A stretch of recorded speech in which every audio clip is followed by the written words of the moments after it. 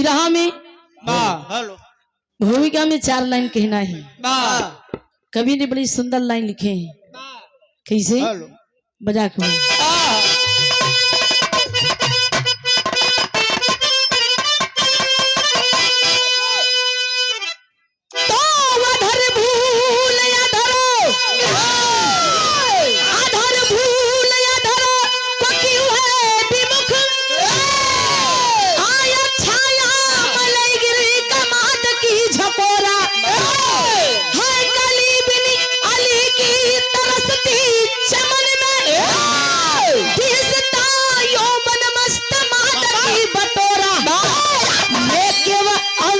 तरुणाई बहकाई मन में झलकता है रंगी बहारों का मेला बुलाई सारे ससी ज्योति सना निहारू कब तक अकेला अकेला।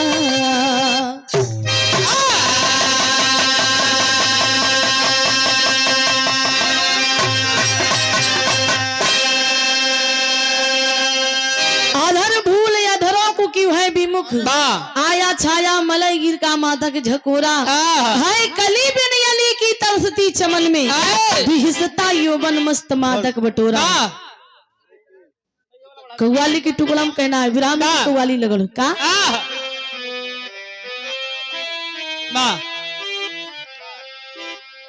बजा के हारमोनियम थोड़ा बढ़ा दो भैया ऑपरेटर महोदय। हेलो हारमोनियम थोड़ा बढ़ाइए। हेलो के बाद बढ़ा दीजिए भैया।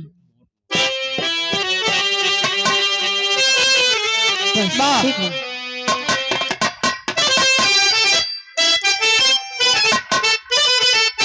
ढोलक ताक पतल करिए ढोलक ताकी। हेलो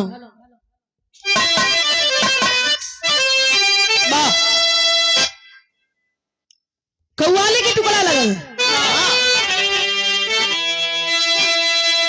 किसी पीने वाले को ऊपर वाला थोड़ा सा उठा दीजिएगा। किसी पीने वाले को पीने की दावत मिली है। क्या पीने की? शराब। और वो शराब कोई ऐसी वैसी शराब नहीं है। वो कैसी शराब है? शराब कच्ची शराब है।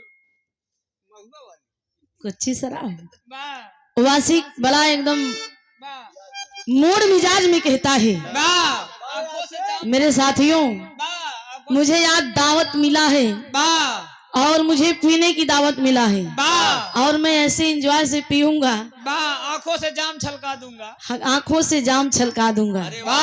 वो कहता है क्या कहता है?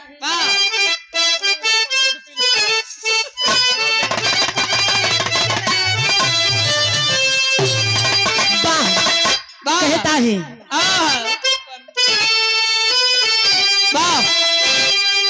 आज पीने की दावत है यार चाँद पर बैठ कर हम पिएंगे।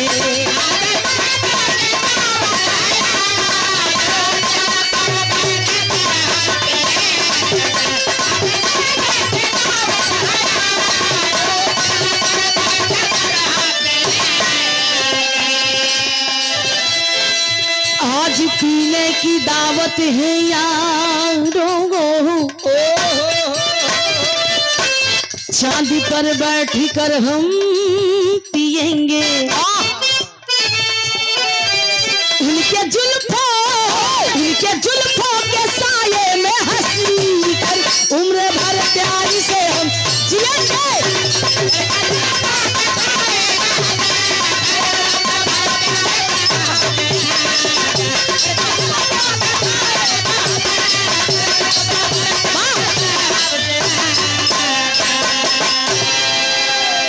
लेकिन इसी भाव में कहना है कवि जी ने सुंदर लाइन लिखे कैसन विरह में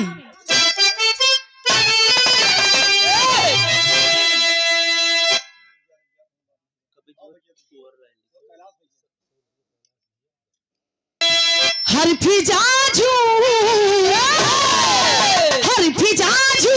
कर गा रही है आज तू राज गुलशन में आए।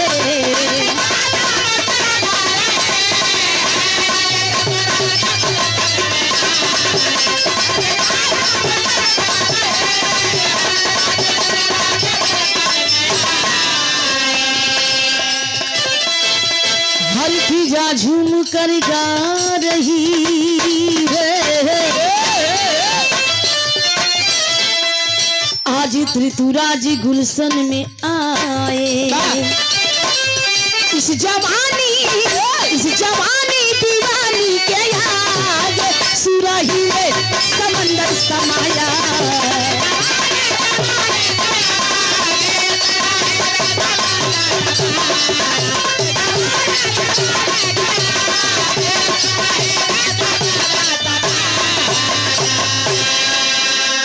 यही सी कहानी की शुरुआत बा। के कहानी बा, कैसन कहानी बा, कहमा सी कहानी बा, जौहरी के भाव कहना बा।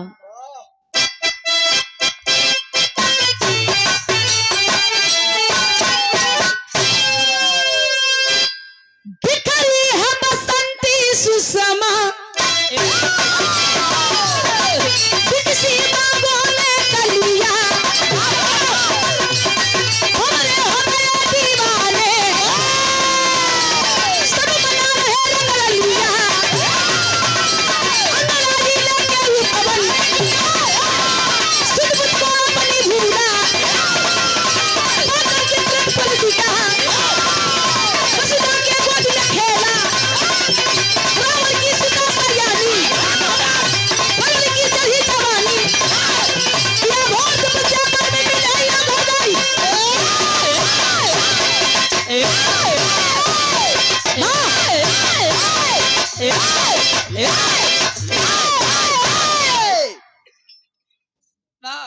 कहानी के पहले समझा लोगन।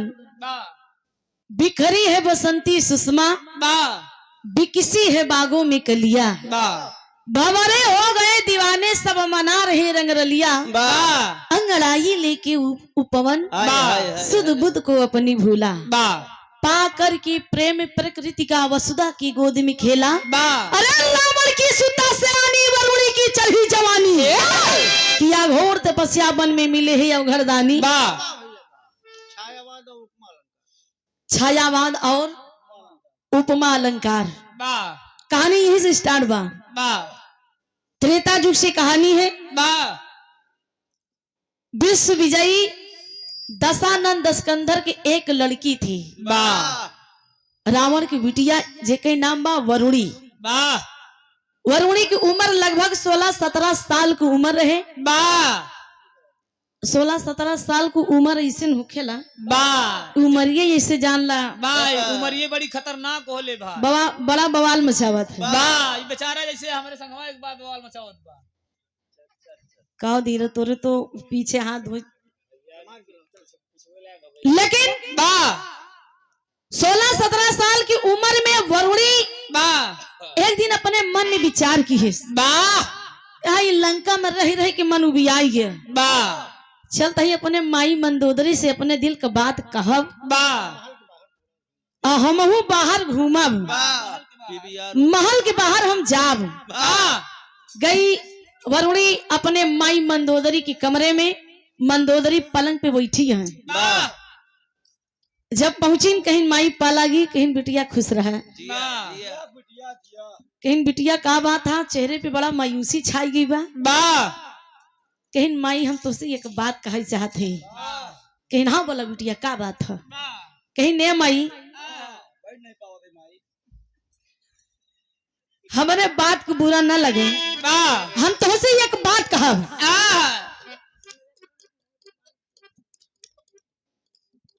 कहना हाँ बोला। कहीं माई लंका में महल में रह रही के हमार बड़ा मन उबता, अगर आपकी इजाजत हो तो हम जंगल सैर करे चाहिए थी। जंगल, अरे बाप जंगल का नाम सुनते ही मान मंदोदर रानी के 100 डिग्री बुखार चढ़ी है, हड़बड़ाई गई। कहीं अरे बाप ये जंगल का नाम कैसे आई है। कहीं न कम इज्जत लुटी बाटे। लेकिन माई मंदोदरी कहीं ने बिटिया जंगल छोड़ के और कहूँ कहे हो तो का हम तुरंत कही देत कि जा, लेकिन हमरे बहुत ही डर लागत बा जंगल के। तो वरुणी कही ने माई कौने बात का डर बा, हम आखिर तोहार बिटिया है।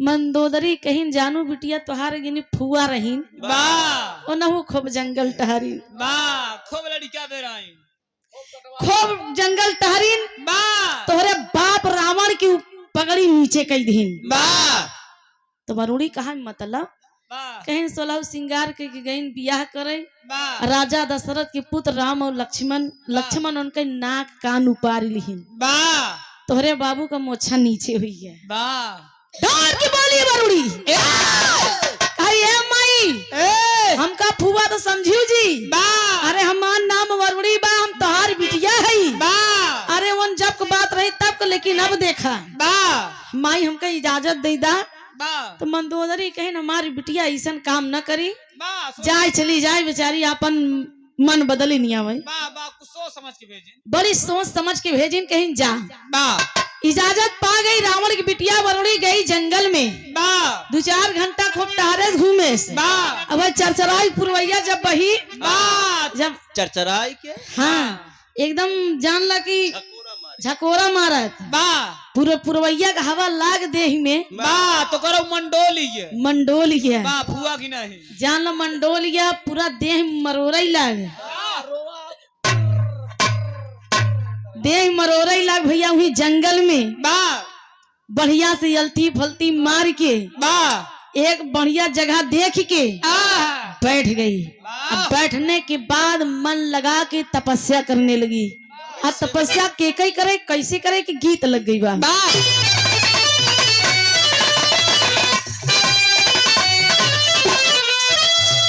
वाह ओहो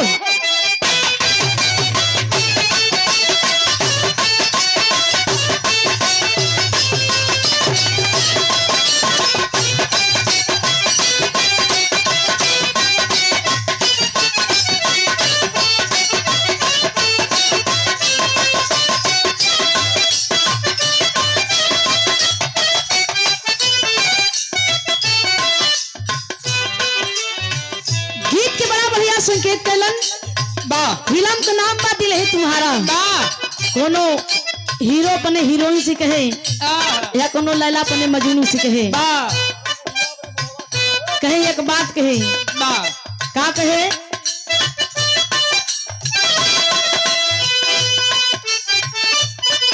ओहो ए राजा जी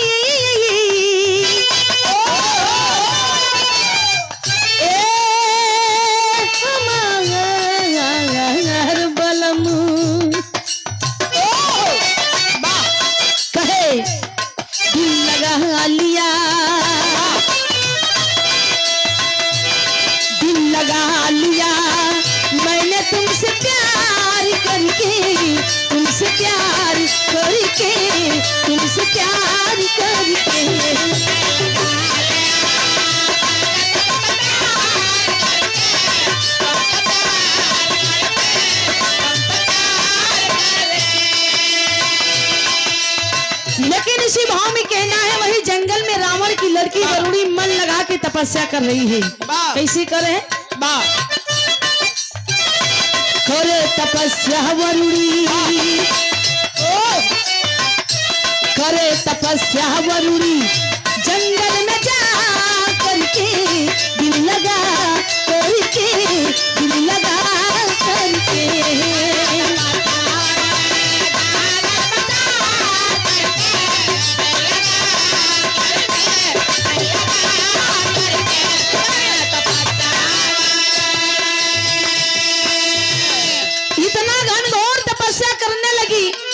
उसके तपस्या से पूरा ब्रह्मांड हिलता है कैसे है वायुड़ी के ताप से हिले इंद्र सा नामा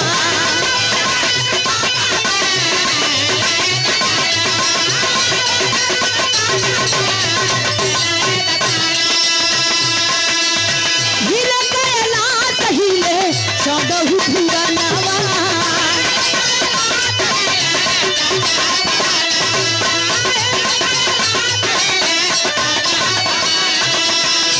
बोली गिरजासी से बोली गिरजासी से देखो जाला जा करके दिल लगा करके दिल लगा करके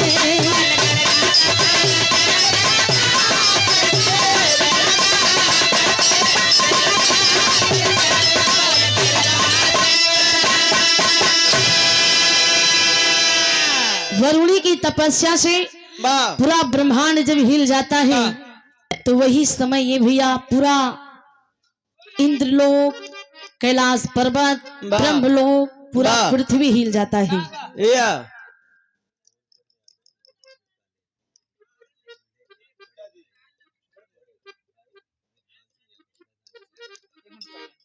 श्री दिलभान सिंह यादव प्रधानाचार्य, आज के बाद साथ दूल्हे राजा के बड़े भैया Phoolchand Yadav intermediate college Bahrain के पावन सरजिमी से ये 100 रुपये की सम्मान की बहुत बहुत प्रणाम।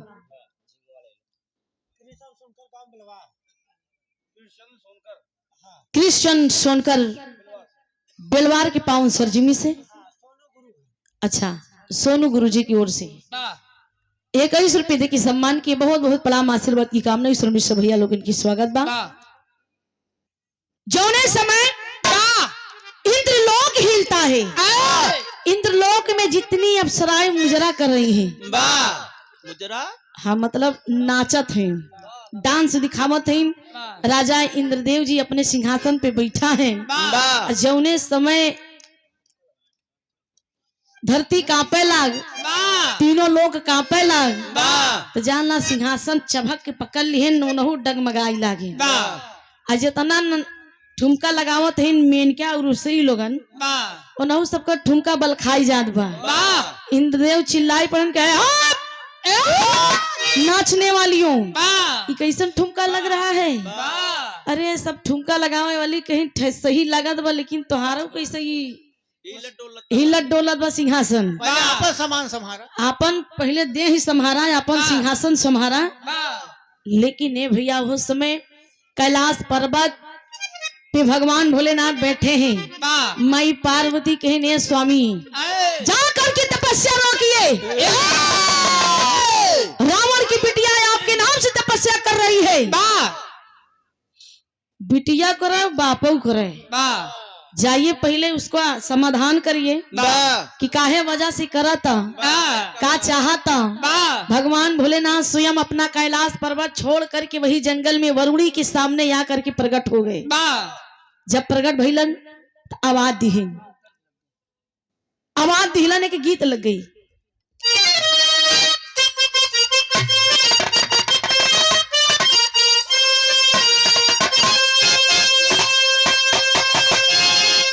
यह गीत के अपने जमाने की आलम में स्वर्गीय रामदेव गुरु जी गाया करते थे। कैसे मार साहब?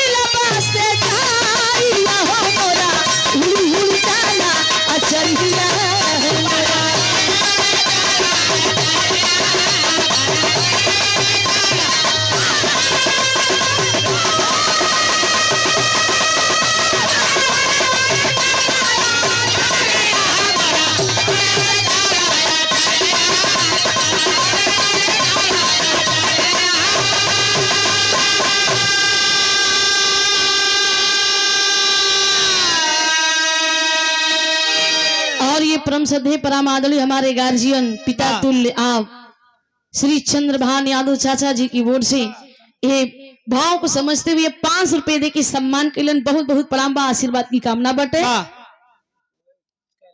वही छाया हुआ नाम श्री कैलाश यादव नेताजी समाज सेवी कैथवल जगतपुर के पावन सरजिमी से ये 200 रुपए दे के सम्मान के लिए बहुत बहुत प्रणाम बा, आशीर्वाद की कामना। ईश्वर में सब सकल पंच के नमस्कार बटे। कहना बा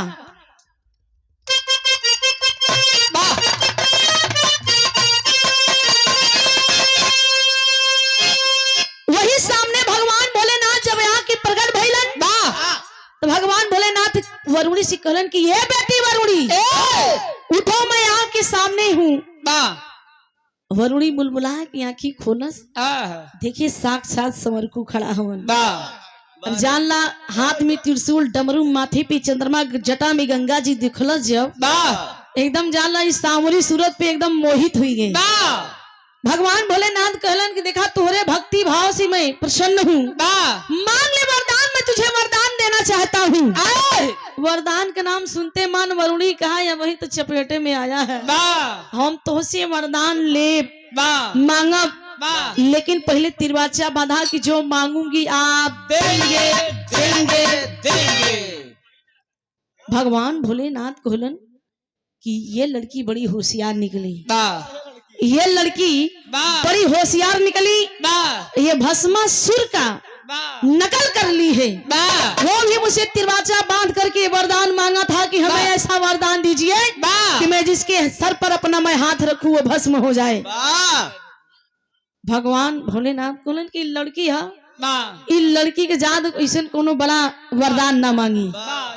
भगवान भोलेनाथ कहलन कि मैं तुम्हें वरदान दूंगा दूंगा दूंगा, मांग ले वरदान। तो वरुणी बड़ा बढ़िया से सोच विचार के एक वरदान मांगा था। का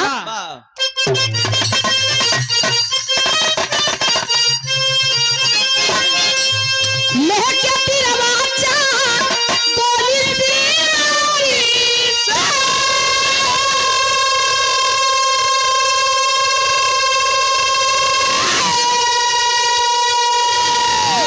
लेके तिरवाचा बोली देवाची से, अरे बनली जमानी महुरा हो चला, मालिया में से जुड़वा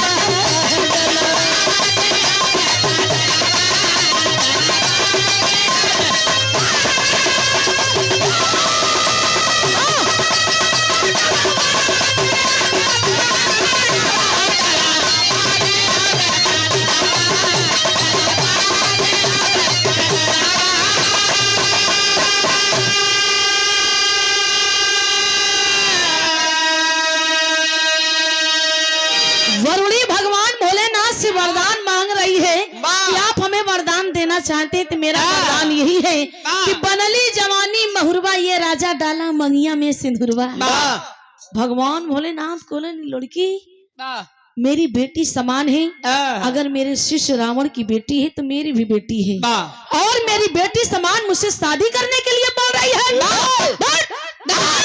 भगवान भोलेनाथ कहने लगे बड़ी अजब माया हो, लेकिन वरुणी कहा ये राजा सुंदर सूरती पर अरे लगल हमारा मनवा, अरे करवती तान राजा बन के सजनवा।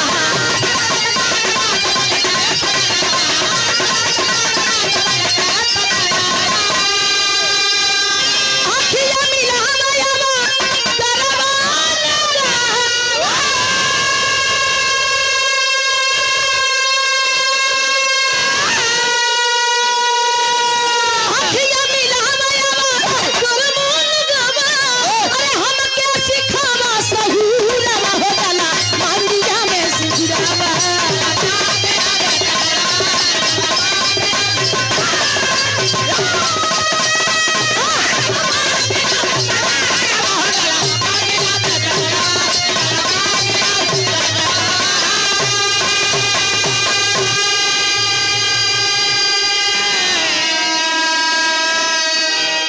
कहे कि हमके सिखावा, आँखिया मिलावा यावा गरबा लगावा, हमके सिखावा सहुरवा, ये राजा डाला मंगिया में सिंदूरवा।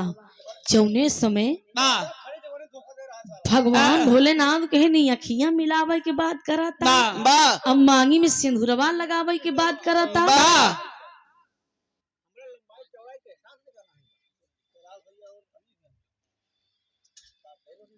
और ये प्रमादली सम्मानित श्री राम कैलाश यादव समाज सेवी जगतपुर कैथोल के पावन सरजमी से, और हमारे बड़े भैया सुनील कुमार यादव प्रबंधक जी, सुशील कुमार यादव प्रबंधक जी, और कॉन्वेंट स्कूल जगतपुर 500 रुपए हमारे लिए और 500 हमारे ब्रजेश भाई के लिए।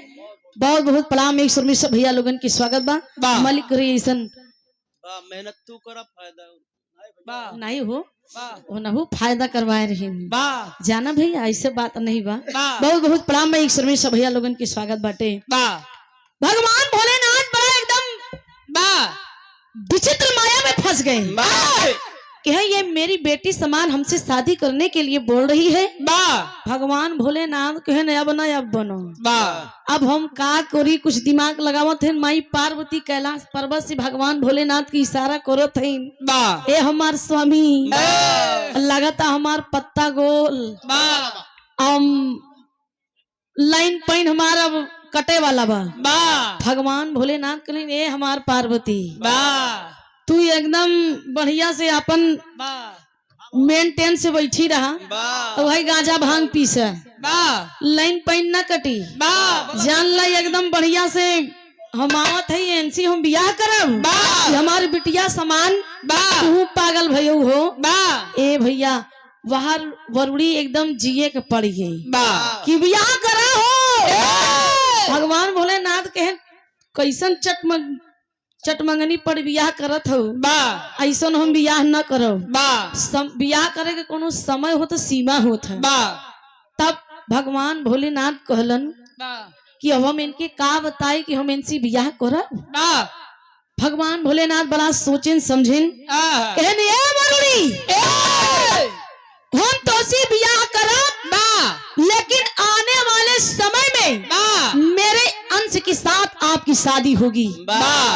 अंश के साथ वरुणी कहा जवानी हमारे बियाह करे को अब ही बा ए बतावत है कि आने वाले समय में मेरे अंश के साथ आपकी शादी हुई। अब बतावल हम यहाँ का न भाई न वहर का जवानी वही चरचरात बा, हम बियाह वही करवासी है। ये समय बता दें कि आने वाले समय में तब से झुरा नेनुआ हो जाई। भगवान भोलेनाथ कहन आपको इंतजार करना पड़ेगा, आपको इंतजार करना पड़ेगा। पुरनिया कहे हैं कि समय का सबर का फल मीठा होता है, जाना थोड़ा इंतजार करो। लेकिन ए भैया वो समय भगवान भोलेनाथ की इतनी बात सुन करके वरुणी एक बात बोलती है, वरुणी एक बात बोलती है कि अगर आप के अंश के साथ मेरी शादी होगी तो मैं कैसे पहचानूंगी। भगवान भोलेनाथ कहें मैं किसी भी रूप में मैं जन्म लूंगा, आपके अंदर इतनी क्षमता होगी, उतनी शक्ति होगी कि आप हमें एक बार में ही देखते ही पहचान जाओगी। मैं चाहे जिस रूप में जन्म लूंगा। इतना कहकर भगवान भोलेनाथ अपने कैलाश पर्वत की ओर चलते हैं। यार मरुड़ी हुई जंगल में इंतजार करेला, इंतजार करत करत कहानी यहीं से मोड़ लेता। जब वही सीता जी का हरण हुआ, दशानंद स्कंदर हर के ले आया सीता जी को। हनुमान जी 7 समुंदर पार कई की हुई जंगल का रास्ता पकड़ के चलावत रहे, जो जंगल के रास्ता पे वरुणी इंतजार करत बा। हनुमान जी भगवान भोलेनाथ के रुद्र अवतार थे, वही रास्ता पकड़ के चलावत रहे। आपन वही जय श्री राम नारा लगावत। ए भैया एक बार आवाज सुने वरुणी कहे रे वजिया बड़ा चिन्ह पहचानी ऐसा लगाता। तो वरुणी अपने स्थान से उठ ली, चारों तरफ से घूम घाम के देखे लाग, दाएं बाएं कान नुनावे लाग। हनुमान जी कहे जय श्री राम। अब हनुमान जी वह रास्ता बीचों बीच पकड़े चला आवत है, अपन गदा ली नारा लगावा जय श्री राम जपत चलावत हुअन। आखिरकार में वरुणी निहारे लाग, देखिए सामने रास्ता में कोनो बानर आवता। वरुणी कहा रही जाता ऐसे आसानी जोन ठमक ठमक चलावत है तो के हम बताई थी। आवाज दी है बंदर कैसे आया अंदर। हनुमान जी काने में आवाज गई कि एक लड़की हमका बानर ओनर बनावता। कहा था कि ये बंदर कैसे आया अंदर, ये अंधेरी जंगल में सुनसान जंगल में एक लड़की हिया कहाँ घूमता बतावाला। तब हनुमान जी कहन चला था ही देखी थी कि हमका रोका था, चला आवत है एकदम फेटा लगी निहार के चिन्ह चीन लिए कहा आवार जाऊ आवा माँ करे जाऊ। बड़ा दिन इंतजार करवाया, चिन्ह छीन लिए तब आवाज दी है बंदर चले आओ अंदर। हनुमान जी कहन बड़ी आफत दिव्या ये हमका एक बार कैसे आया अंदर, चले आओ अंदर। अंदर बाहर हमका घुमावा था, एक का करबे हईन। लेकिन ये भैया वो समय हनुमान जी अपन चलावत है लंगोटा कसर एकदम गदा लिहे पहचान लिए कहे तोहरा इंतजार करे वरुणी कहा आवा कर जाऊ हमरे मांगी में सिंदूर डाला, हमसे बियाह करा, अपने साथी हमका ले चला। लेकिन भगवान भोलेनाथ अपन दिमाग दौड़ाई लिहेन, उनहु देखा थे कैलाश पर्वत से देखा थे कि देखा बजरंग बली गदा लिहे अपने हरि का नाम जपत चलावत है। लेकिन ए भैया हनुमान जी जब सुनलन की लड़की कहा था हमरे मांगी में सिंदूर डाला, हमसे बियाह करा, अपने साथे हमका लेके चला। आखिरकार में हनुमान जी कहे लड़की तुम कौन हो, तुम्हारा नाम क्या है, तुम्हारा परिचय क्या है? अरे वरुणी कहा कि हमका के नहीं जाना, हमारे बाप के नहीं जाना, हमार नाम बा वरुणी, विश्व विजयी दशानंद स्कंदर रावण की लड़की हूँ मैं। हनुमान जी की रावण पता लगावल रे बाप रे ये चोरे की बिटिया, ये चोरे की बिटिया, बेईमान की बिटिया, हमसे बियाह करे खाती कहा था। मन ही मन में सोचत है तो वरुणी कहा का सोचा था हो, समय व्यर्थ न करा। हनुमान कहे तुम्हारा बाप चोर, तुम्हारा बाप चोर, तुम्हारा बाप बेईमान, हम चोरे और बेईमाने की लड़की से शादी नहीं करेंगे। वरुणी कहा लगा दबा यू फेरी बिया हमार ना हुई। हनुमान जी कहे ने लड़की दूर हो जाओ, अब बगल हो जाओ, मेरा रास्ता छोड़ो। वरुणी की आंख में आंसू आ गया और वही बात याद करके रोने लगी कि मुझसे वादा और मेरा तिरवाचा व्यर्थ गया। हाथ जोड़ के आंख में आंसू लेके हनुमान जी से कहने लगी, क्या कहती है?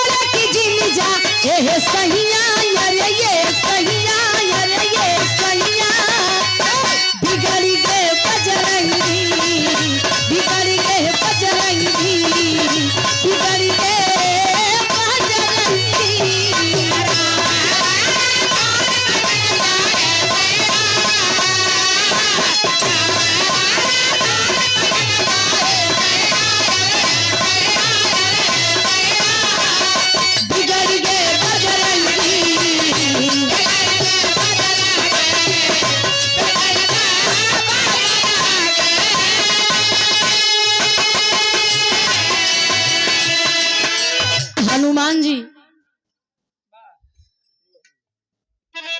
फिर वही छाया हुआ नाम proprietor Kailash hotel Radha Krishna family restaurant, तीर्थ यात्रियों के लिए ठहरने की उत्तम व्यवस्था, जीटी रोड हनुमानगढ़ नियर दीक्षा हॉस्पिटल प्रयागराज। 500 रुपए दे की सम्मान किए। बहुत बहुत प्रणाम माई भगवती करें आपको ऐसा रेस्टोरेंट चलत रहे, राधा कृष्णा ऐसा बंसी टेरत रहे। वरुणी हरे बियाह कई क्या नाश्ता ही बहुत बहुत प्रणाम बा। एक स्वर में सब भैया लोगन के स्वागत बटे। आखिरकार में भैया हनुमान जी एकदम निराश हो गए। बिगड़ गए कि मैं बाल ब्रह्मचारी और ये लड़की हमसे शादी करने के लिए बोल रही है। वरुण से कहने लगे यार लड़की मेरी बात सुनो, मैं कहना क्या चाहता हूँ आपसे। हनुमान जी का हाथ हुआ का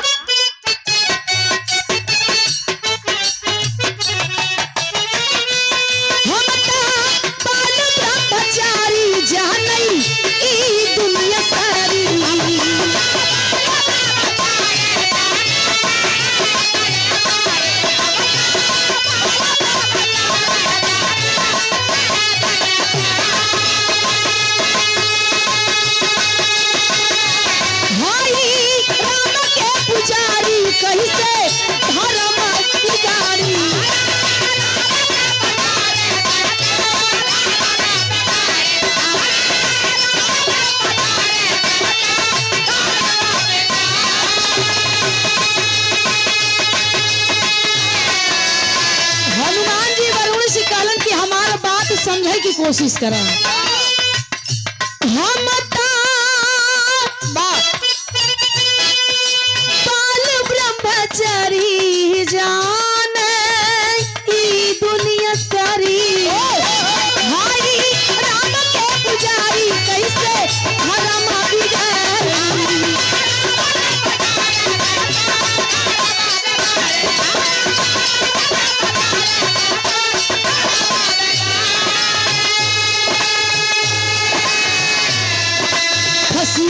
धारा में हमारी नैया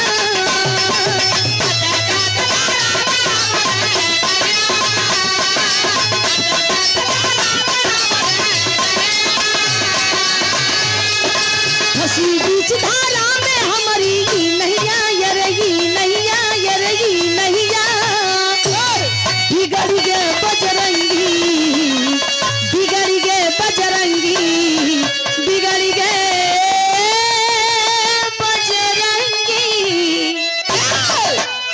हनुमान जी को है कि हमार बात समझे की कोशिश करा।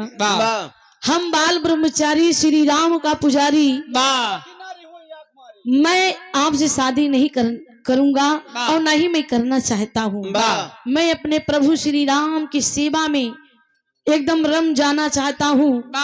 मेरे हृदय में मेरे सीने में मेरे प्रभु श्री राम सिया राम बसते हैं। आखिरकार में वरुणी बड़ा प्रयास की है शादी को। उस समय हनुमान जी शादी नहीं करते हैं, शादी करने से इनकार कर देते हैं, आगे बढ़ जाते हैं। तेरी के भाव कहना बा वही छाया हुआ नाम श्री राम कैलाश यादव नेताजी समाज सेवी जगतपुर कैथवल के पावन सरजिमी से ये फिर पुनः 200 रुपए दे की सम्मान कैलन। बहुत बहुत प्रणाम बा ईश्वर में सब भैया लोगन की स्वागत बाटे। तेरी के हम कहना बा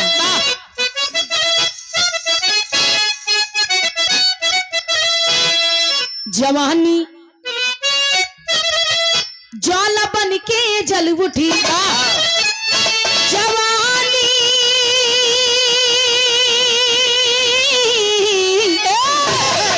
जवानी ज्वाला बन के जल उठी कली से यली अलग हुआ आज हो मत्ता वाला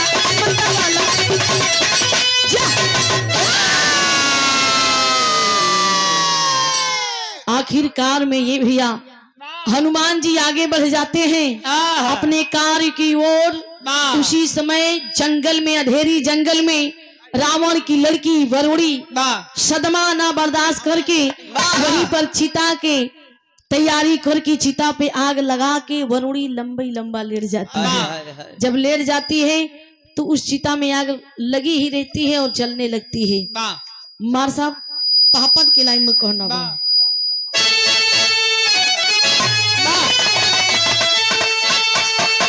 अरे जली आग में रावण के भवनिया भरी जवनिया में अरे जली आग में रावण के भवनिया भरी जवनिया में 85 से जल गई सारी बादनिया भरी जवनी हुई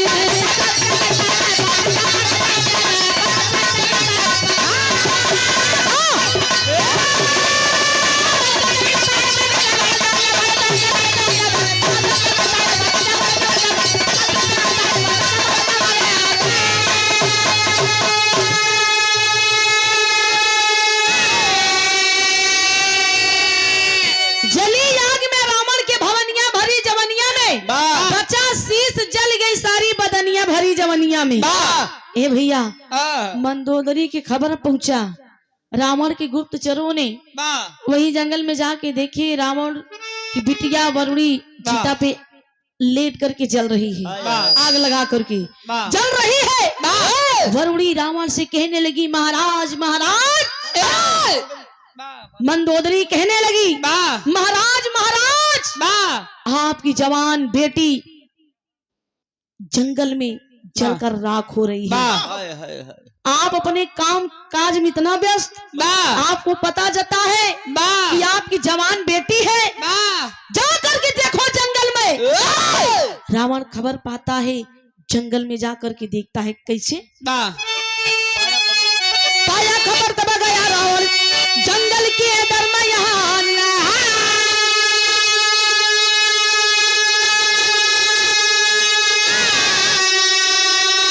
शीश उठा के वरुणी का तब लंका लाया बलवान।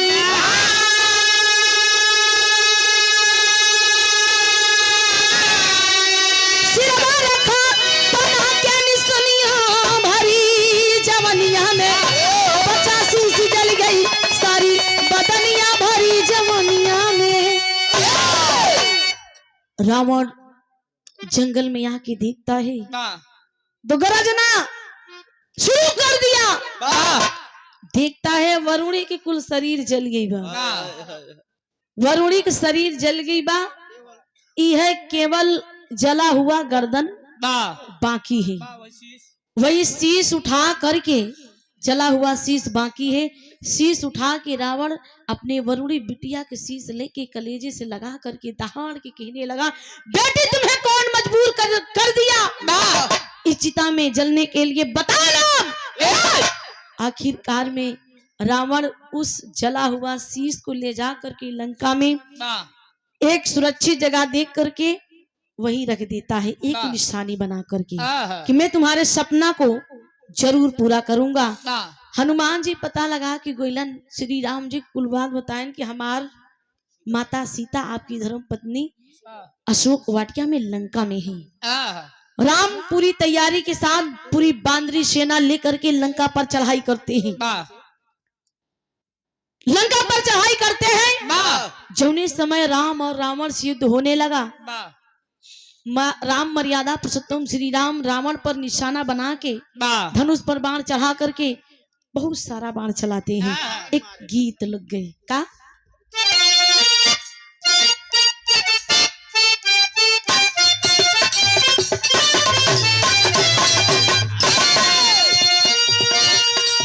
बड़ी पुरान गीत है। पुरान चीज सब दिन, नवा चीज 9 दिन। जैसे पुरान चाउर हुई गया, पुरान दाल हुई गया, पुरान गुड़ हुई गया। मान लो जैसे पुरान दारू हुई गया, वैसे मान लो पुरान मेहरारू हुई गया। पुरान मेहरारू का मतलब पुराने जमाना का। चाचा पुराने जमाना के बड़की अम्मा हरे अपने ससुर भसुर के आगे पर्दा करत रहे। जेठौटे करा बेराम ससुर के आगे बढ़िया से मान सम्मान से रहत रहे। अपने पति का नाम न ले। पहले जमाना का बात रही। पहले जमाना में चुनी में सेनूर दे जहिया हमारे पति की आयु लंबी हुए। लेकिन अब वाली हुई गवाई टीक ले थी। वो काहे भैया जहिया जल्दी जाए दूसरे खींचा जाए ऐसा न होता का। जहिया वो जल्दी जाए हम दूसरे खिया चाहिए। समय बदला तब भैया। पहले जमाना रहे कि दादा काका हरे महुआ चना भे के खोए। तब 20 लड़कियां पैदा करते रहे। हाँ तब का समय रही भैया। वही महुआ चना खाई के देह बनाई के हर नाधी दे खेते में 10-20 बीघा खेत जोती डावत रही। आज वाले आधो बिस्सा नहीं जोत पावत है। आज मशीन सारा काम करता। आलू खोदे वाली मशीन आई गई, आलू बोई वाली मशीन आई गई, काटे वाली सब तैयार गई भैया। सब मशीन हो गई, वाली मशीन आई गई भैया। क्या करबत अब मेहरारू व मनसेदू का हाथे का ताकत हेराई जात बा। तब गाना आए तो हाल लहंगा उठाए दे रिमोट से।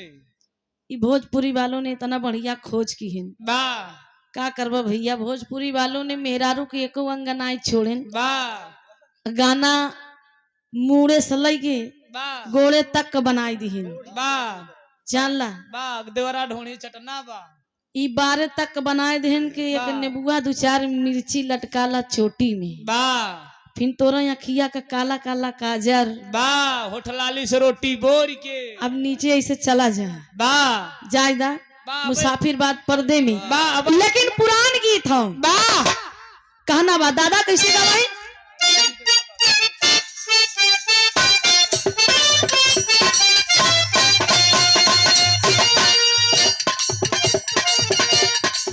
बाली उमर कमर चिकनिया,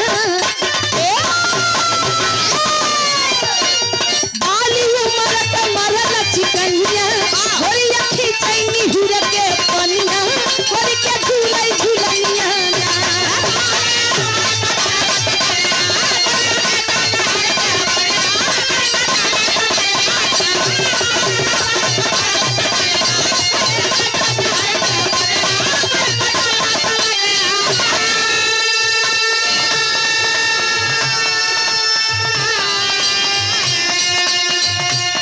लेकिन जौने समय विराह में गौर करें भैया, जौने समय राम मर्यादा पुरुषोत्तम श्री राम रावण पे बाण चलावत हुवन, वाह इतना बाण मारे इतना बाण मारे, वाह राम मर्यादा पुरुषोत्तम श्री राम बाण चलाते चलाते थक पड़ते हैं। लेकिन होता क्या है, चला धनुष पर बाण समर में, चला धनुष पर बाण समर में, हाथ तूफान हो जमनवा, कर कर गिरे गलतनवा।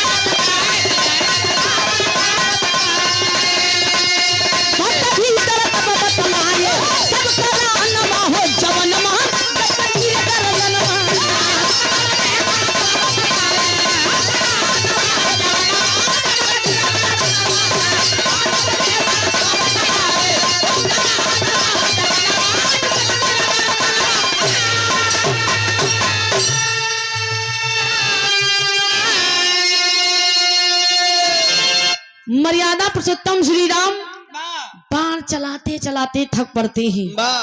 जई बाण चलावई गर्दन पे लगे, गर्दन उतर जाए लेकिन एक गर्दन तैयार हुई जाए। राम मर्यादा पुरुषोत्तम सोचें कहीं नहीं कैसा रावण है कि ये मर नहीं रहा है। तब विभीषण जी समझ गए कि लागत बा इनके कोनो शक्ति बाण काम न करत बा। तब विभीषण जी कहन हे प्रभु श्री राम, हमारा भाई रावण ऐसे नहीं मरेगा। राम कहन तब कहन एमा पहले 2 कारण बा। पहला कारण ही कि मेरा भाई रावण अपनी बेटी का जला हुआ शीश छुपा करके लंका में रखा है अभी तक, जो कि बहुत बड़ी गलती हनुमान जी कर दिए। पहले हनुमान जी को हमारे साथ है जायदा, उनके जले हुए शीश में सिंदूर दान करें।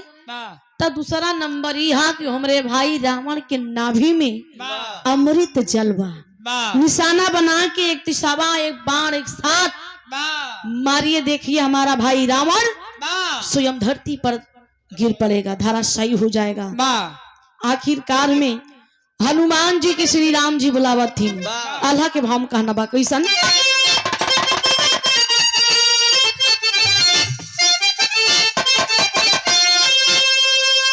बोले रघुराई हनु मान के बोला ही भैया, अरे कर से नुरदान माना पतिया।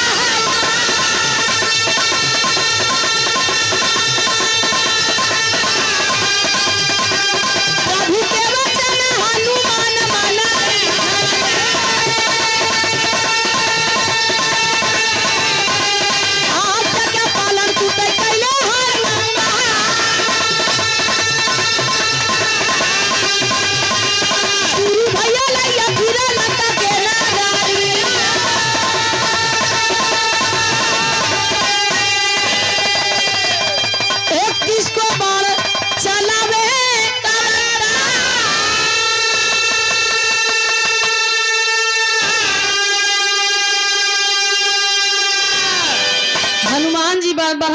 मना करो तो कि ना प्रभु जी कैसे कैसे छुटकारा हम पाए हैं, अब वही दलदले में हमका भेजत हुआ।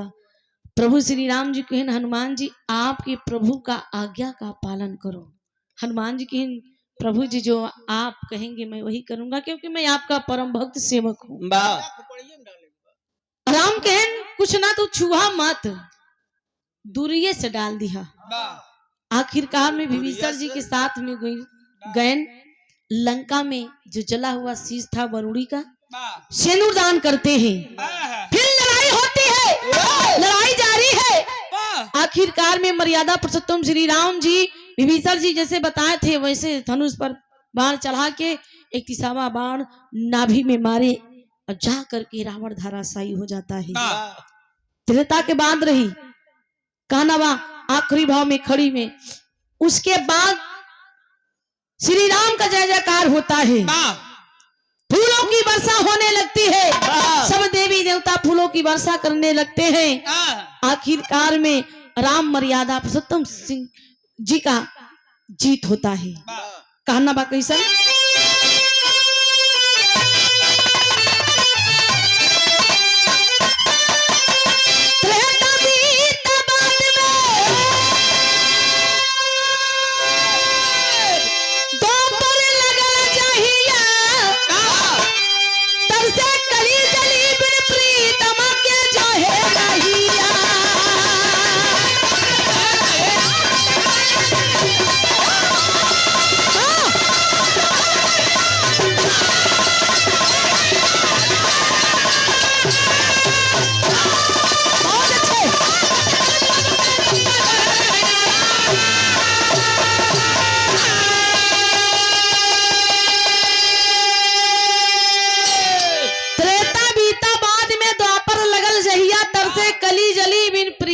जो ही रहिया। त्रेता के बाद द्वापर लगा, वही द्वापर में प्रभु श्री राम जी कन्हैया के रूप में जन्म लेते हैं, और वही द्वापर में हनुमान जी भीम के रूप में जन्म लेते हैं, और वही द्वापर में वही जली हुई वरुणी जो बचा था जला हुआ शीश, वही वरुणी जाके द्वापर में हिडम्बनी का रूप लेती है। वही द्वापर में हिडम्बनी और भीम की शादी होती है। दोनों जने के बीच में एक लड़का जन्म लेता है जिसके नाम बा घटोत्कच। घटोत्कच के लड़का बर्बरी जो कि पूरे महाभारत में सबसे वीर था, क्योंकि वो 3 बाण से 3 सेकंड में पूरे महाभारत खत्म करने की वो क्षमता रखता था। छल कैलन कन्हैया भगवान दान में गर्दन मांग लिए, बर्बरी दान में गर्दन उतार करके दे देता है। वही गर्दन आज एक कलयुग में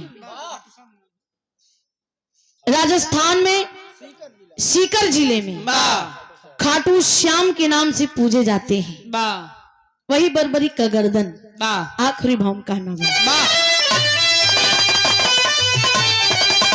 दुदूरा पंडाली कहते धन प्रभु की मां।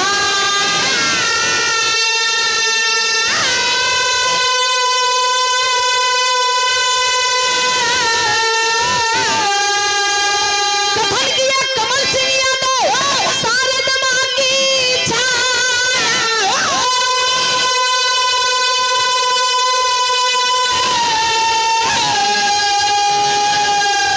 जवानी ज्वाला बन के जल उठी, कहे सोना सुहानी रहा कई भवानी। जवानी ज्वाला बन के जल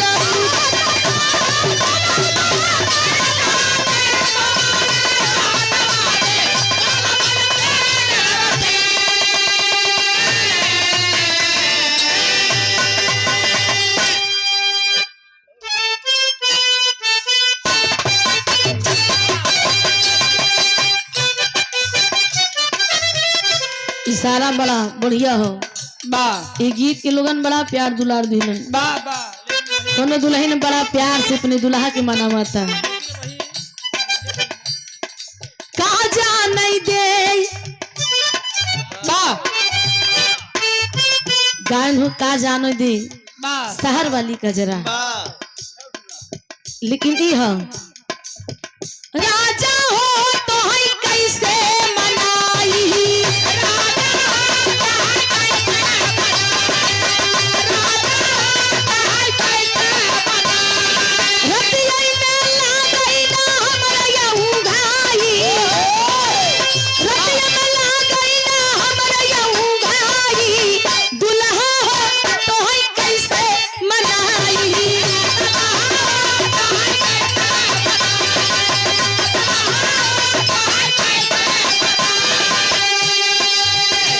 बलपनवा हो वाही गई जवानी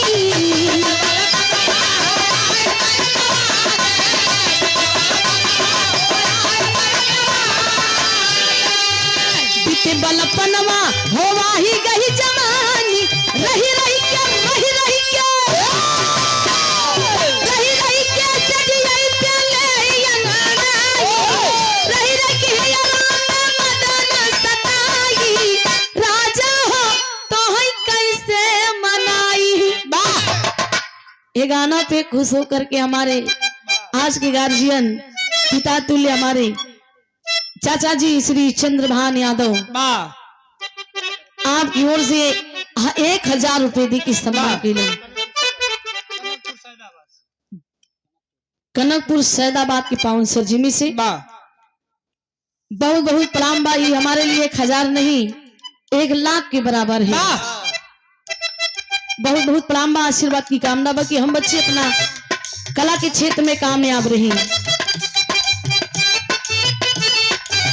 बीती बलपनवा हो वाही गई जवानी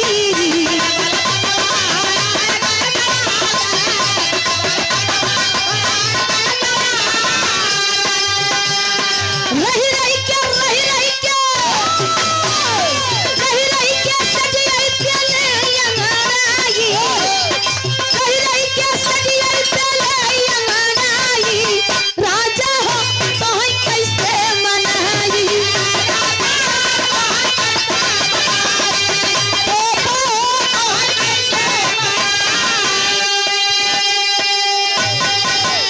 अब आप लोग वर्ड सुने। बहुत बहुत धन्यवाद बा।